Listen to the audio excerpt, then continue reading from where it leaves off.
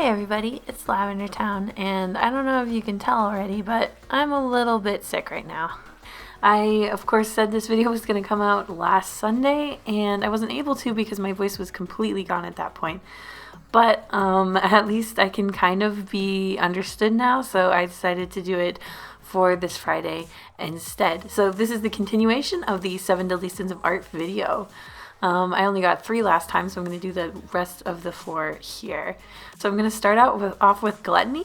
So in this case, this is Gluttony for different art projects, and a lot of artists struggle with this art sin, myself included, where you have like a million different projects that you really want to do all at once, and you kind of messed yourself up because you have so many ideas and so many things that you want to do all at the same time. So I made this little Gluttony demon holding and dropping all of her different projects, and this is actually a real problem that a lot of artists have. It's a good problem to have. It's much better than not having any ideas, but it can kind of mess you up because a lot of the time you can't get any of your projects actually finished when you're thinking about 5 or 7 projects at a time. So this is considered, I would say, an artist sin just because it will stop you from actually completing your projects. Though, like I said, running out of ideas is a lot worse. What I recommend if you're having trouble with this one and you want to avoid it is just to write down all the ideas that you're having right now. Write them down quickly and just tell yourself that you can get to them all eventually, and just start with your favorite and don't let yourself think of the other projects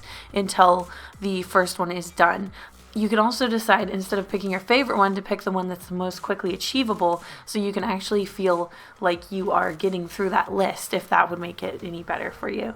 But yeah, this is a problem I think so many artists have, especially myself. I, for one, have 2 children's books and like 3 comics that I want to be doing right now, and like a show and a game, and it's just really tough because a lot of the time these things pop up when I'm supposed to be working on my comic or supposed to be working on videos, and it's just really important to try to tell yourself to take things one project at a time, because then you can actually get stuff done. And you won't paralyze or overwhelm yourself by thinking of too many at once, which is really important. So there's the finished little demon over there. And for the next one, I want to talk about pride. Now, this is an interesting sin because a lot of artists suffer from the opposite of this, where they're really like overly hard on themselves. But there are a few artists who seem to have a bit of a problem with pride, and you see this a lot in art school, where they both can't take criticism and also harshly criticize other artists, which is a really bad combo. It just comes off in a super tacky way. There was at least one student in one of my classes in art school who definitely had a problem with this, where if a teacher gave her any criticism, which they rarely did because she was very technically gifted, but if they did, she would react extremely badly to it. She wouldn't respond to the teacher at all, and if they tried to get her to interact with another student's crit after that, she would refuse. And then on other days where she didn't get any negative feedback, she would harshly criticize other students to the point of even mocking them. And it was really quite irritating. I really didn't like being in classes with her just because of this bad attitude. She was really harsh on just about everyone. I didn't feel particularly picked on by this person, but she was definitely harsh to me and pretty much everyone else. And it just really soured my experience in some of these classes just because she was so aggressively harsh in her critique, and she didn't say things in a very nice way. And the real cherry on top of that was just seeing her throw a tantrum every time that she got some meaningful critique from any of the teachers. She also used to stand by the teacher's desk while crit was happening, or sit on it, as if she was like the TA or a teacher's, like another teacher in their class, which she wasn't. She was just another student. So it was really annoying, and you really want to avoid being this kind of person in art school because first of all, you don't want to hurt anyone's feelings. Obviously you want to give them good critique, but you don't want to come off as kind of a jerk, and you especially don't want to give your teachers the impression that you can't take critique, because that's a really bad quality in a student. But in short, there's a difference between being proud of your work and not being willing to listen to somebody who's giving you a good critique. And I think that that's really the art sin that I would focus on. Next up is greed, and this one really only shows up among older artists, I notice. I'm talking like outside of high school, really. The The problem with this one is that I don't want to make it seem like it's bad to want money for your work. That is absolutely not true. And in fact, it's a much bigger deal if you devalue yourself and then other artists in return by, selling your work for free or selling it for like pennies. You don't want to do that. But there is a bit of an issue when you come off as somebody who's just networking all the time. I'm talking about people who pretend to be, like artists who pretend to be nice to you. They pretend to want to be your friend or something, but then you would just realize they're trying to figure out if you're someone worth networking with. And, these type of people have their business card on them at all times, and they just come off as really not genuine because obviously they just are really worried about being able to find work and stuff. This was something I came across a lot at art school. Actually, there weren't like too many kids who were like this. A lot of us didn't feel that way, but there were a few kids who definitely came across as like they only wanted to get to know you if they thought that you could help them get an art job or something like that. And if they didn't think you'd be useful in that way, they'd basically totally ignore you, which is super rude and not cool.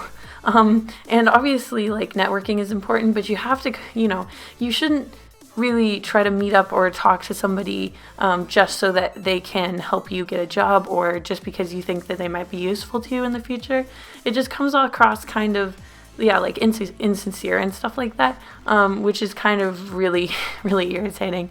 Obviously, though, I don't want to give off the impression that there's anything wrong with wanting to get out there, wanting to make connections with people for the purpose of furthering your career. Just try not to do it too much because, it can leave a really bad taste in your mouth when someone's being friendly with you only when they think that you're doing well. The next art sin up is wrath, and this one comes out in a few different ways. There's the obvious one of just being someone who uses a lot of violence and blood and aggressiveness in their work. But I thought that wasn't really like necessarily a terrible thing.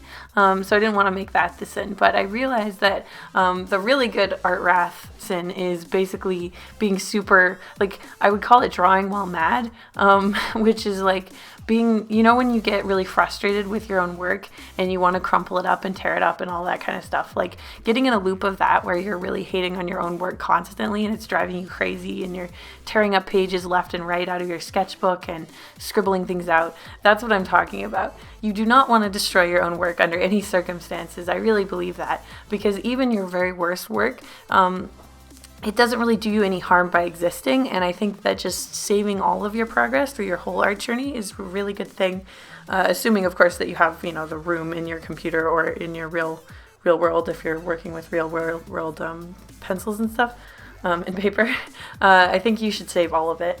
That's just kind of my thoughts on the matter. But I had bad days every once in a while where everything I drew, I just like immediately deleted, and I was being driven crazy by my own wrath at my own work, and that's a really bad thing. You don't want to be super harsh on yourself to the point where you're like having absolutely no fun and you're just throwing away everything that you're doing, because like I said, all of it is part of the process, as they say.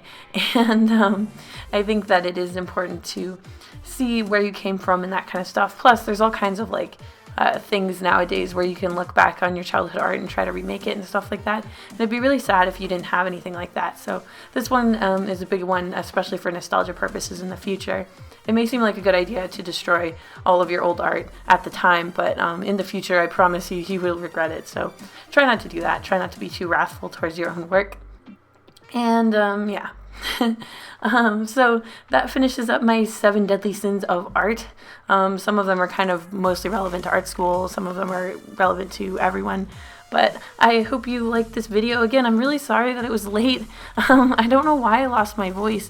I've never lost it for so many days in a row. And as you can tell, I kind of still sound a little messed up. But man, when I first lost it on Sunday night, I had I couldn't even make like a squeaking sound. It was horrible. So anyway, apologies aside, I will try to get a video out this Sunday instead. I hope you had fun, and I'll see you later, and bye. Oh hey, and before you go, as you guys might know, I have a Redbubble with this Art Kid t-shirt, and you can actually get this design in a hoodie and sweater and a lot of different kind of things. And there's also this pizza planchette sticker for my webcomic that you can also have on a tote bag or a pillow. And because the holiday season is coming up, I'm going to be trying to get some new designs up on there very soon. So if you're interested in that kind of thing, just keep your eyes peeled, because those should be going up sort of randomly. So yeah, I just wanted to let you guys know that that's a thing that's happening. All right, cool. See you later. Thank you to my patrons, including Blep, Code, Ellie Quiznak, Christy Stewart, Painamel, Elizabeth Albin, Calpompone, Dessert, Isabella Spooky, Death Global Zone, Lovely, Lachlan MD, Vilka, Yoboy ST, Adrian Delport, JJ Jade, Laura Buter, Super Pixel, Angela Taylor, Hallman Kearney, Lebleble, and at Liv Likes to Draw. Thank you guys so much for your support. If you would like to become a patron, there's a link on the end card. Thank you guys so much for your support, and I'll see you next week.